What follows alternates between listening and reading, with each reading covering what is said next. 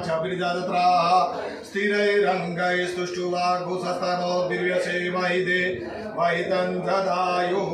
ભગવાનને પ્રાર્થના કરવાની કે જે કાર્યની શરૂઆત કરીએ છીએ એ કાર્ય પૂરી નિષ્ઠાથી લોક કલ્યાણ અને રાષ્ટ્ર કલ્યાણ માટે કરીશ એની શક્તિ તમે મને આપતા રહેજો।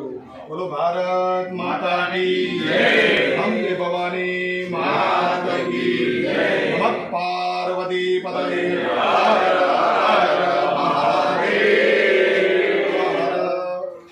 આવો ચાલો બેસવાનું ચાલો બેસ।